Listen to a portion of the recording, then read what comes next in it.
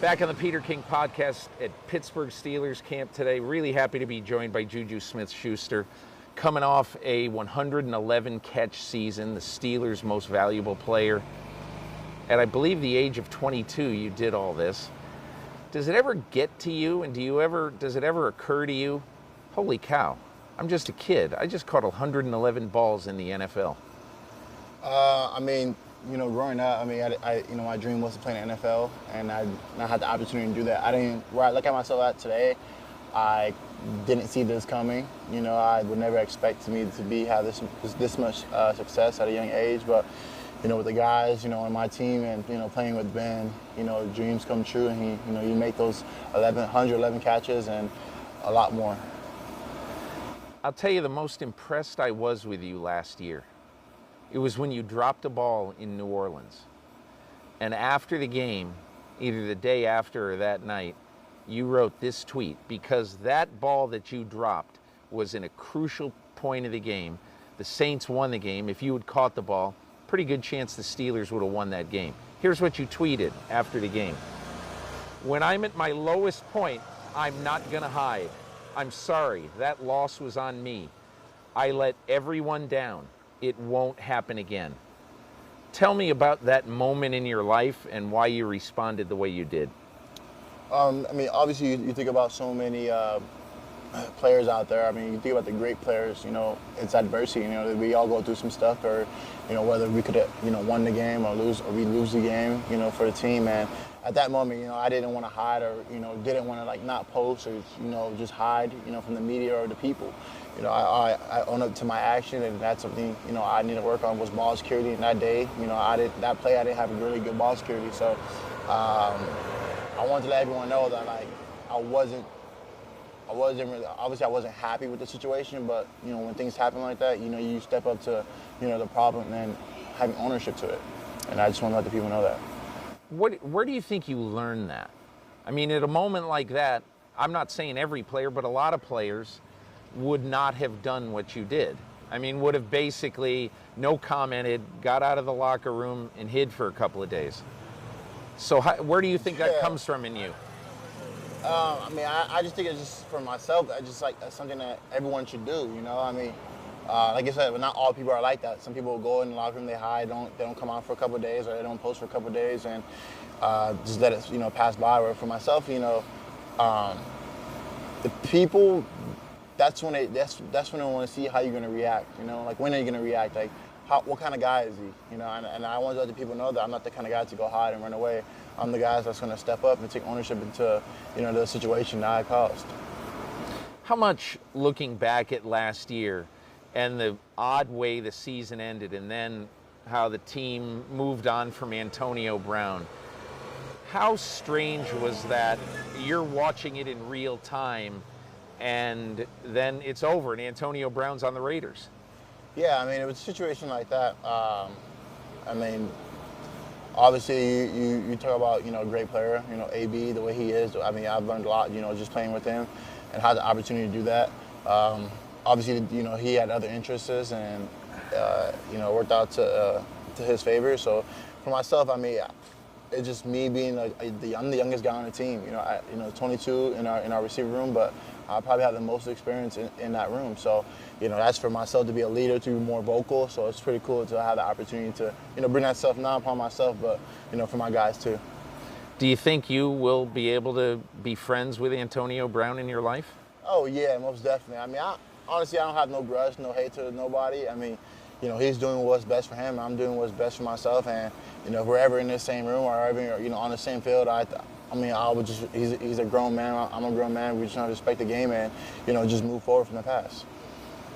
I want to talk a little bit about how well you were suited for kind of being kind of a modern sports star, in part because you're so open.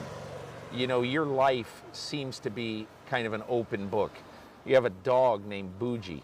Yeah. A poodle, right? Or a French bulldog, rather. French bulldog. So Bougie has his own Instagram account, as do you. Yeah. And on Father's Day, Bougie posted the following on Instagram. Happy Father's Day to the most lit dad on earth. Yeah. So Bougie sounds like he's a cool dog. Nah, he's very cool, chill dog. I love him a lot. He's literally, obviously he's my son, but you know I treat him, I spoil him so much. But at the same time, he's very grateful for all the things I do for him. And he came out to training camp? Yeah, he was here a couple of days, and I mean the people love him, man. He's I mean, I mean, who doesn't love dogs, you know? And he's small too, so he doesn't cause too much drama, and he listens, so he's awesome. You also recently, you saw a kid in Greater Pittsburgh who didn't have a date for his prom. Yes. I want you to explain how you found that out and then what you did about it. Oh, so around that time, a lot of you know, students send me prom dates, and I get a lot of DMs from females, and you know, it's always the same, you know, response like, "Hey, can you do prom? I don't have a date, And you know, this kid, he told me in his DM, he said, I told my best friend that I wanted to take this girl that I liked and I was talking to, and his best friend goes behind his back and takes the girl that he likes, and he was an ask. So it kind of turned back on him, so it kind of backfired. So the way I thought of it was like, yo, we just gotta respond in a great way. So I made the kid's night, obviously going with him to be his prom date. Got him a party bus with all his friends. Got him a suit. And you went in twin suits? Yeah. It was pretty cool, man. It was awesome. So we pretty much we stole the night. So the kid who kind of had his heart broken might have had the night of his life.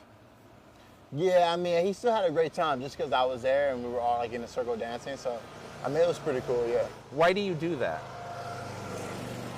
I mean, for myself, it's just like, I didn't have much to do, and I also, like, you know, I have a YouTube channel, so it was kind of like, I might as well just, you know, knock it out twice, you know, with the doing this for a kid, having fun, also making a YouTube video, and yeah, it's just my personality is how I am.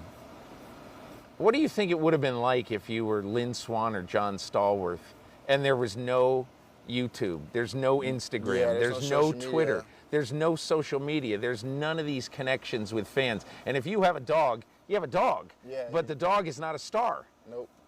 I think obviously back then, like without none of that, it's how much can you do like within the city, because all you have is, you know, newspapers, news, and that was pretty much it. Yeah.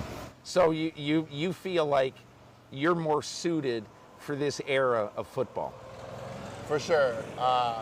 More so like the whole social media side and the whole like that broadcast, and also, you know, just learning how to respond to, you know, adversity, situations, and problems in the right way. Yeah. Has anybody with the Steelers ever told you to tone down your act on any of these platforms? No, because everything I put out, I make sure it's good, you know, with my mom and everybody, and if it's good, you know, I would never do anything that would hurt my brand or the Steelers brand, because, you know, in this league, it's the NFL Shield. So not only you represent yourself, but you represent your coaches, your teammates, the Steelers organization, and everyone else around you.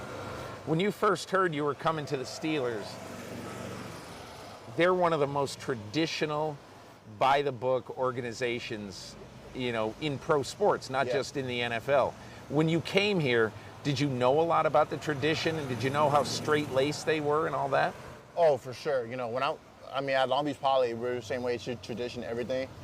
And when I went to USC, the Trojans were the tradition. Yeah. So coming here, it was pretty much tradition. I think the only thing that was really missing from this team was like having fun, like everyone being happy, like playing the game because it's fun to do, you know, like having like those enjoyments or those excitement moments of, you know, those celebrations that, you know, we just started in the NFL, and like bringing that to an organization like this that's very strict and, you know, by the books.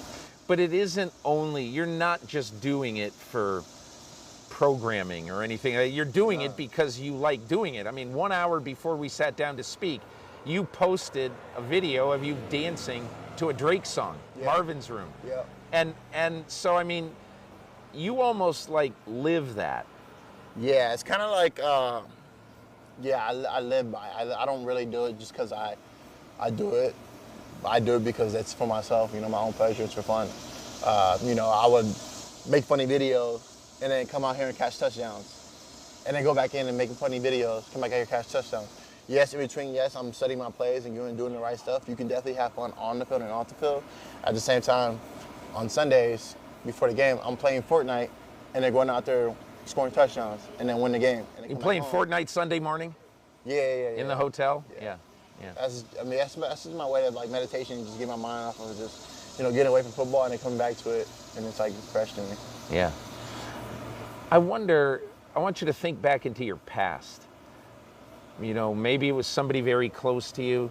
Do you know why you became this person who isn't a robot and who has fun and also is empathetic toward other people, who feels you saw that kid and you knew that kid was really having a bad day?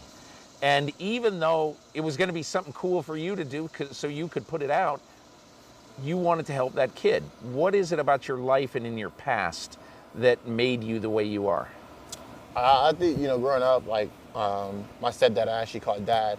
I saw how hard he worked to take care of us and our family. And it was just amazing to see, like, we would drop him off at the bus. He'll take like 2 buses, and then he'll hop on a metro, and then he'll walk like a good half a mile. So then he would do that for about a year, 2 years, and I saw how much it took out of him. It took out of him. So what did he do? What did he do for a living? So obviously he has a car now, but he works at the fire department. He does paperwork and stuff like that. Yeah. For hazards and stuff like that. So, when I saw that, I was like, man, I would never want to have him do that. So obviously I worked hard to get him a car, take care of him as much as possible. And that's what I did, I just seen how much he took care of me. I'm a big fan of him, and I see how much power he had to take care of our family. So not only that, so this is how I get to the part where I care so much about other people, I would do anything. If I'm able to do it, I'm gonna do it, If I'm able to pay for something that you need, a computer, I'm gonna do it because I know I got it. If I wasn't able to, then obviously I wouldn't do it to a certain extent.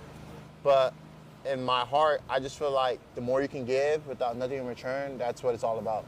Being in the NFL, being 22 years old, I have so much power and influence to so many younger kids because how young I am, and I can relate to cultural things, to their kids, even to adults too, when they're screaming, yelling my name too, I can relate to them too. It just makes the game a lot easier, and it just makes it, fun and just to do in life. So for myself, it's I get the enjoyment out of making other people happy instead of getting anything in return. Is that why you picked that fan who got the tattoo, had the tattoo of the Steelers shield on his head? Yeah. You picked that fan? And I don't know the full story. You got to tell me the story. He obviously is a guy, a regular fan who just comes out to Latrobe, and he has, on the side of his head, he has, on the right side of his head, he has the Steelers logo. So, okay, that's cool, he was like, sign my head. And I was like, really, sign your head? He was like, yeah, I'm gonna get it tattooed. And I was like, if you get this tattooed, I will give you season tickets this year for every game. And he got it tattooed. And I was just like, wow, that's pretty cool. So he came back and showed you the tattoo? He posted on social media, and Oh, everyone, obviously, when it goes on, Pittsburgh News will show it, and then it just went everywhere. And so now you're going to get him season tickets? You're okay with that? Yeah, I'm fine with that. Yeah. And it's so funny, now, some other guy got a tattoo. He got me tattooed on his wrist. Hey, people are just doing it for fun now. Yeah. It's crazy, man. The fans here are amazing too. Yeah. Yeah, the Steeler fans, my wife is from Pittsburgh, and Oh, sweet. So when she was growing up and I started to date her in college, I used to go to her house and her father would have a terrible towel. And in those days, no cable TV, because I'm ancient. Mm-hmm. And so he had an antenna on his TV. And so he would have the terrible towel draped over the antenna. And if he forgot to do it or whatever, the Steelers would throw an interception or they would lose. Yeah. If there was bad karma, there would be bad karma if he forgot to put the terrible towel up there. Wow. That's the Steeler fan. That's crazy. Where are you from? I'm from Connecticut originally, but I met my wife at Ohio University. So are you a Pittsburgh fan? I mean, I appreciate the Steelers. I'm not a fan of anybody because I got to cover everybody, Very true. Yeah. Hey, last question. This year, your team, this has really turned into sort of a weird division now because of the Cleveland Browns. Yeah. You look at the Cleveland Browns, they got Odell and Jarvis catching balls. They're going to have Nick Chubb, and they're going to have a lot. They're going to be a real force. So I wonder, how do you look at your division, and particularly what the Browns have done to this division? I mean, they just made it very, very interesting. You talk about Baltimore, you talk about the Cleveland. Like, you got two young quarterbacks who can scramble out of the pocket and make plays on the run. You talk about the Browns and how powerful that offense is. Even on their defense, they're pretty solid on the defense. So with that division, it's like it used to be like Steelers dominate. Well, in this division, it's like, it's up for grabs. So everyone's good, Yeah. And, you talk about the Cincinnati Bengals, like, you can't sleep on them because it's always a close game in our division. To the Bengals, to the people who live in Cincinnati, because I once did, yeah. When they play the Steelers, it's the Super Bowl. Oh, for sure. I mean, they hate the Steelers. Honestly, I would say that's the most physical game I've ever played in. Is that right? Whether it's home or away, it's a fight. I mean, our division is very tough, but playing against them, like, they go all out, and it's like you said, it's the Super Bowl. Yeah. JuJu Smith-Schuster, have a great year. Really appreciate you sharing your philosophy about life. Thank you. Thank you. I appreciate it.